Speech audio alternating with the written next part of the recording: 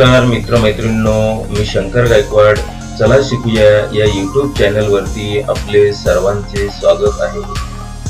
चला शिकूया अंतर्गत व्हिडिओ पाहण्यासाठी माझ्या यूट्यूब चॅनलला सबस्क्राइब करा आणि बाजूच्या नोटिफिकेशनला ऑन करायला विसरू नका.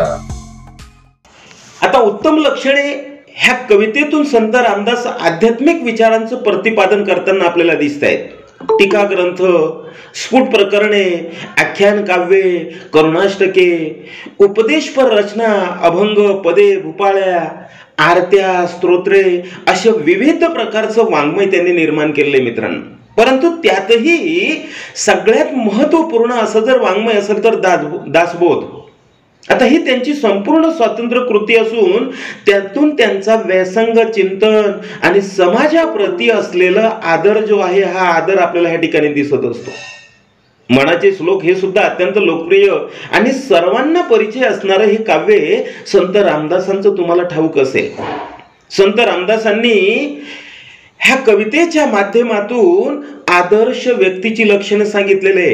एक आदर्श व्यक्ती कशी असावी, तिने काय केलं पाहिजे, अशा आदर्श व्यक्तीची संकल्पना स्पष्ट करताना ते सांगतायत की माणसांनी काय केलं पाहिजे आणि काय करू नये.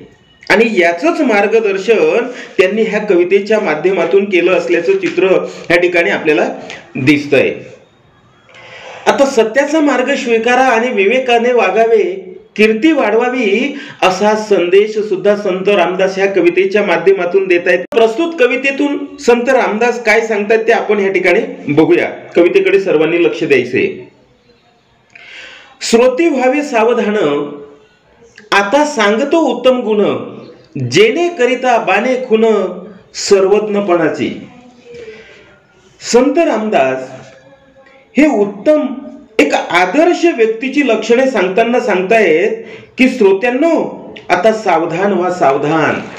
कारण बऱ्याच अंशी आपण एखादं काम करत असताना सावधान की जर केलं नाही विद्यार्थी मित्रांनो, तर ते कदाचित चुकीचं होऊ शकतं. त्यातून वाईट परिणाम सुद्धा होण्याची शक्यता नाकारता येत नाही. म्हणून मी आता जे सांगतोय ना, ते तुम्ही सावधानतेने ऐका, सावध होऊन ऐका. कारण मी आता उत्तम गुण आणि गुणवान व्यक्तींची लक्षणे सांगणार आहे. ती तुम्ही सावधानतेने ऐकावीत आणि ही लक्षणे ऐकून तुम्ही सर्व गोष्टी जाणण्याची खूण अंगी बाळगाल. आणि म्हणून तुम्ही सावधान व्हा. आता सर्वज्ञ, सर्वज्ञ म्हणजे काय? सारे जाणणारा. शब्दाचे अर्थ लिहून घेत चला. तुम्ही, आम्ही हे सर्वच ऐकणारे असतो आणि त्यामुळे मात्र ह्या ऐकणाऱ्या लोकांना त्यांनी हा उपदेश केलाय. ते सांगतायत की बाबांनो, आता सावध व्हा, सावध. कारण मी तुम्हाला जे सांगणार आहे ते उत्तम माणसांची उत्तम लक्षणे सांगणार आहे आणि तुमच्या जीवनामध्ये ते फार महत्वाचे आहेत. कारण बघा, वेळ निघून गेल्यानंतर उपयोग नाही. आणि म्हणून प्रत्येक गोष्ट ही वेळेवर झाली पाहिजे. आणि म्हणून मी जे सांगणार आहे ना, ते तुमच्या भवितव्यासाठी फार महत्वाचे. आणि म्हणून तुम्ही आता सावधान व्हा, सावधान व्हा. आणि ही उत्तम माणसांची लक्षणे सांगत असताना सर्व श्रोत्यांनी सावधानतेने ऐकली पाहिजे. उत्तम, उत्तम म्हणजे आदर्श, गुण संपन्न. लक्षणे म्हणजे गुण वैशिष्ट्ये. सावध व्हा, सावध. आणि म्हणून प्रत्येक विद्यार्थ्यांना माझा सुद्धा उपदेश असेल की आता तुम्ही सावध झालं पाहिजे. खऱ्या अर्थाने आपल्या जीवनाची जी सुरुवात आहे ना विद्यार्थी मित्रांनो, ही झालेली आहे. आणि एकदाची वेळ निघून गेली की नंतर कितीही आपण सावध झालो तरी उपयोग नाही. म्हणून वेळीच आपण सावध झालं पाहिजे. म्हणजे भविष्यात होणारे परिणाम आपल्याला टाळता येऊ शकतात. आणि म्हणून संत रामदासांचं हा जो उपदेश आहे, हा उपदेश प्रत्येक विद्यार्थ्यांनी लक्षात ठेवला पाहिजे. आणि म्हणून ते सांगतायत, आता तुम्ही सावध व्हा. ज्याने बाणणे म्हणजे अंगीकारणे, सर्वत्र सारे जाणणारा, अशा त्या ठिकाणी हे जे गुण आहेत. पाठ पुसल्याविना जाऊ नये, फळ ओळखल्याविना खाऊ नये, पडली वस्तू घेऊ नये एकाएकी. बघा विद्यार्थी मित्रांनो, ही सुद्धा फार महत्वाची गोष्ट आहे. कारण बऱ्याच अंशी बरंच कार्य जे आहे हे आपण करत असताना विना माहितीचं एखाद्या क्षेत्रामध्ये आपण जात असतो आणि पुढे गेल्यानंतर आपली फसगत होत. त्याच्यामध्ये जेही करिअर तुम्हाला करायचंय त्या करिअर विषयी आताच तुम्ही विचार करा, ते मार्ग शोधा. आणि म्हणून इथं कवितेत सांगतायत की पूर्ण माहिती असल्याशिवाय कुठल्याही रस्त्याने जाऊ नका. म्हणजे कोणतीही शाखा 10वी नंतर तुम्हाला कोणत्या क्षेत्रात जायचंय, आर्टला जायचं, सायन्सला जायचं की कॉमर्सला जायचं, मग आर्टला जाण्यासाठी काय काय शिक्षण आवश्यक आहे, पुढे किती वर्ष शिकावं लागणार आहे, त्यानंतरचे फायदे काय काय आहेत, हे तुम्ही महाकरिअर पोर्टलवरती गेल्यानंतर विद्यार्थ्यांनो तुम्हाला आताच पाहायला मिळत असते, लक्षात ठेवा. आणि मग एकदा जे आपण तो मार्ग निश्चित केला की भविष्यात आपल्याला कोणतीही समस्या येऊ शकत नाही, हे लक्षात ठेवा. आणि म्हणून संत रामदास सुद्धा सांगतायत की पूर्ण माहिती असल्याशिवाय कोणत्याही रस्त्याने जाऊ नका. मग तो शैक्षणिक असेल, सामाजिक असेल, धार्मिक असेल, असा कोणताही मार्ग निवडायचा असेल तर त्याविषयीची अगोदर माहिती मिळवा. आणि मग माहिती मिळवल्यानंतरच त्या क्षेत्रामध्ये जा, वाट पुसल्याविना जाऊ नये. आणि तीच गोष्ट फळांच्या बाबतीत आहे विद्यार्थी मित्रांनो, की कोणतंही फळ जे आहे, मग ते कोणतंही व्यसन असो, हे मात्र अंतरंग त्याचे गुण ओळखल्याशिवाय ते खाऊ नका केला पाहिजे. आणि तीच गोष्ट जीवनामध्ये प्रत्येक घटकाच्या बाबतीमध्ये, जसं वाट पुसली, कोणत्याही क्षेत्रात जायचं असेल तर ते क्षेत्र अगोदर माहिती करून घ्या, काही खायचं असेल तर ते त्याचे गुण समजून घ्या आणि मगच त्या ठिकाणी त्या क्षेत्रात जा. आणि एवढंच नाही, पुढे जाऊन संत रामदास हाही एक सल्ला देत आहेत विद्यार्थी मित्रांनो, की रस्त्यात पडलेली वस्तू अचानक पटकन उचलू नका. आणि म्हणून संत रामदास सांगतायत की पडलेली वस्तू घेऊ नये एकाएकी. की पडलेली कोणतीही वस्तू असेल, मग त्या ठिकाणी ती एखादी वस्तू असो, पैसा असो, काही असो, हे एकाएकी उचलू नका, हे लक्षात ठेवा. आणि म्हणून सर्व विद्यार्थ्यांनी संत रामदासांचं हेही कार्य त्या ठिकाणी लक्षात ठेवलं पाहिजे. म्हणजे चोरी, अस्तेय वगैरे हे जे प्रकार आहेत हे संत रामदासांनी खूप मोठ्या प्रमाणात समजून सांगितले. तिसऱ्या कडव्यात संत रामदास सांगतायत, जणी आर्जव तोडू नये, पाप द्रव्य जोडू नये, पुण्य मार्ग सोडू नये कदा काळी. आणि ही गोष्ट सगळ्यात महत्वाची आहे. ते लोकांना विनंती करून सांगतायत की लोकांनी केलेली विनंती सुद्धा प्रत्येक माणसांनी लक्षात घेतली पाहिजे. मग त्या ठिकाणी कोणी असो, त्याची विनंती आपण समजून घेतली पाहिजे. एखादा जर त्या ठिकाणी विनंती करत असेल, विनवत असेल, तर तेही आपण समजून घेतलं पाहिजे. त्याला अमान्य करता कामा नये, ती पण स्वीकारायला शिकलो पाहिजे. पाप किंवा कपट मिळवलेल्या संपत्तीचा साठा कधीही करू नये मित्रांनो. पाप द्रव्ये म्हणजे चोरी करून आणलेली संपत्ती असेल, एखाद्याला लुबाडून आणलेली संपत्ती असेल, ही मात्र कधीही संग्रही ठेवू नये. आणि कपट करून पैसा मिळवू नये. पुण्य मार्ग मग कितीही वाईट परिस्थिती असेल तरी मात्र चांगला मार्ग कधी सोडायचा नाही. उपाशी राहण्याची वेळ आली तरी खोटं बोलायची वेळ येता कामा नये आपल्यावरती. आणि हे सुद्धा संत रामदास सांगतायत. आणि त्यामुळे विद्यार्थी जीवनामध्ये विद्यार्थ्यांनी ही गोष्ट लक्षात ठेवली पाहिजे की चांगला मार्ग कोणता आहे. आणि जर एखाद्या वेळेस आपल्याला त्या परिस्थिती आपली सतत परीक्षा घेत असते, आणि परिस्थिती आपली ही परीक्षा घेत असताना मात्र आपण त्या परीक्षेपासून पळता कामा नये, हे लक्षात ठेवा. आणि तो धरलेला मार्ग जे आहे हा सोडता कामा नये कदा काळी. म्हणजे कधीही ह्या गोष्टी करू नयेत, हे लक्षात ठेवा. कोणाचं मन तोडता कामा नये. लक्षात घ्या, पाप द्रव्ये जे चोरी अस्तेय करून मिळवलेली संपत्ती आहे ती कधीही जोडता कामा नये, आणि पुण्य मार्ग सोडता कामा नये. हे कृती विचारली जाईल तुम्हाला, हे लक्षात ठेवा. कधीही करू नयेत अशा गोष्टी, हे तुम्हाला कृती. तोंडाळासी भांडू नये, वाचाळासी तंडू नये, संत संग खंडू नये अंतर्यामी. आता जी तोंडाळ व्यक्ती असते ना, जी तोंडाळ म्हणजे वाटेल ते बोलणारा, विषयाला धरून न बोलणारे, अशी जी व्यक्ती असते ती म्हणजेच तोंडाळ. आणि ह्या तोंडाळ व्यक्तीशी मात्र कधीही, ह्या भांडकुदळ व्यक्तींशी कधीही वाद घालता कामा नये, हे लक्षात ठेवा.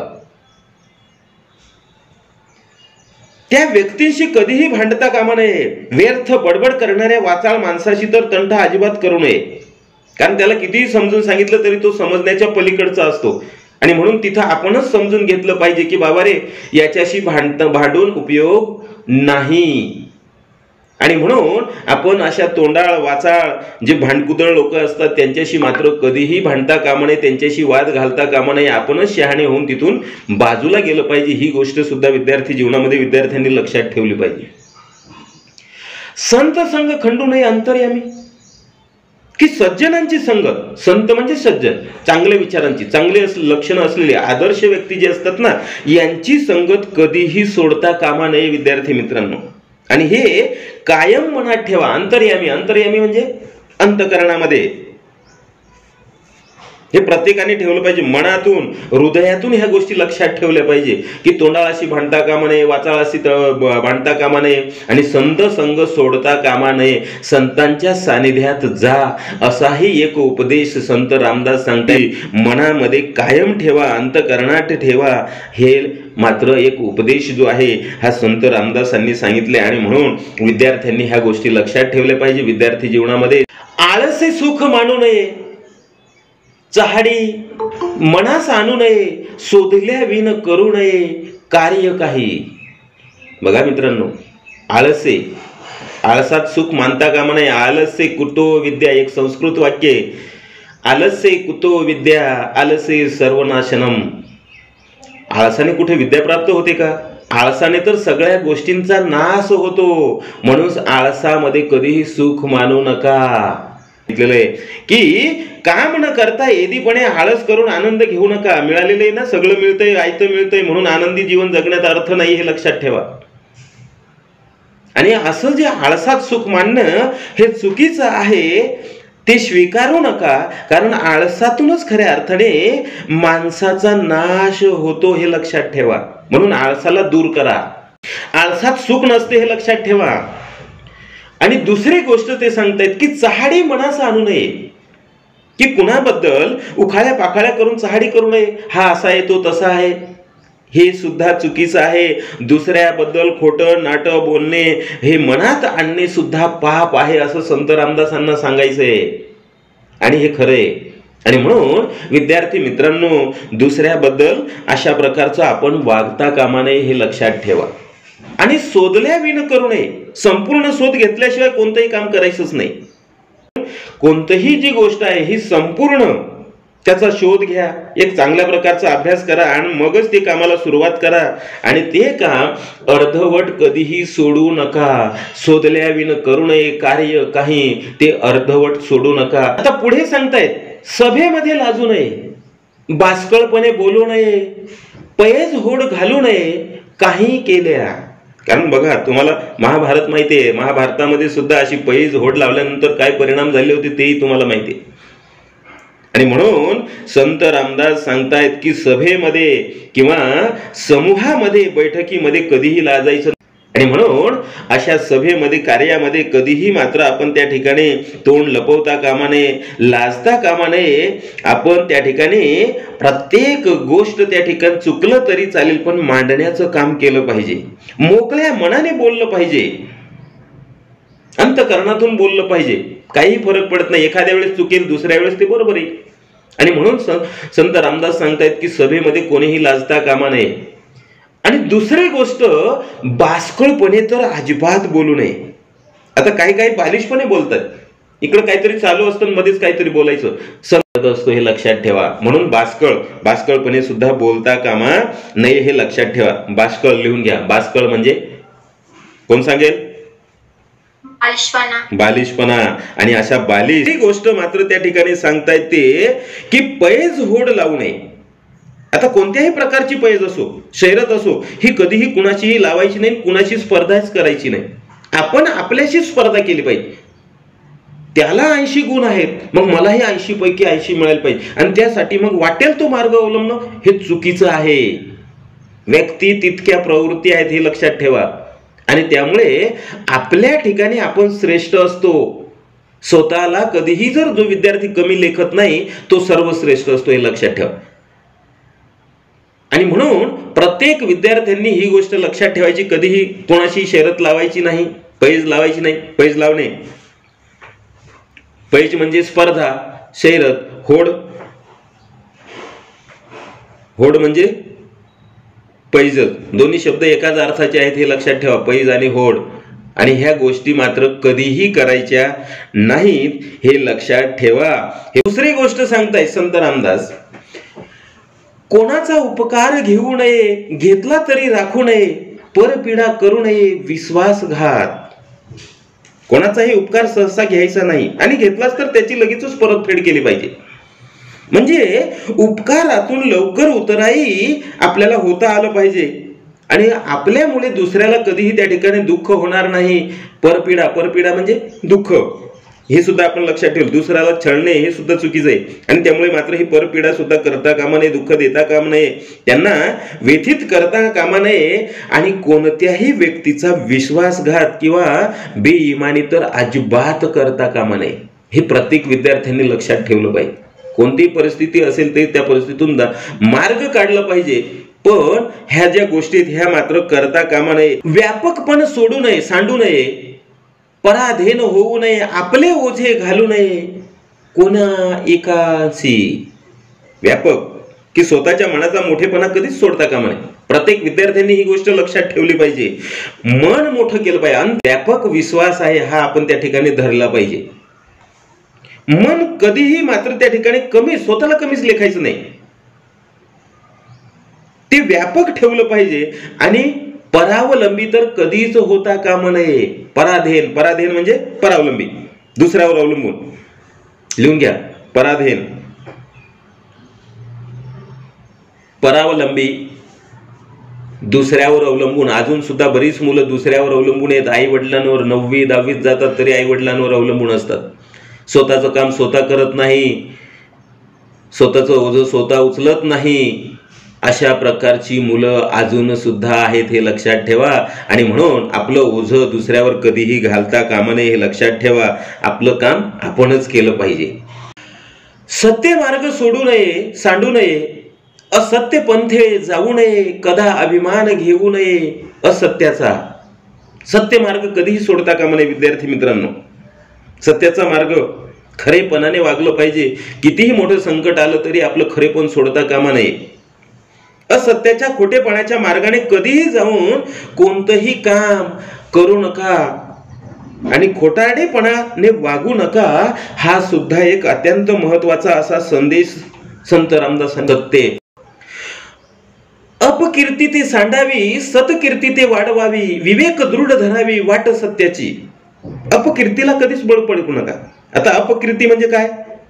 वाईट प्रसिद्धी मिळवण्यासाठी लोक काही करत असतात, पण एखादी प्रसिद्धी मिळवण्यासाठी मात्र कधीही आपण त्या ठिकाणी धावपळ करायची नाही, दुसऱ्याचा बळी घ्यायचा नाही, हे लक्षात ठेवा.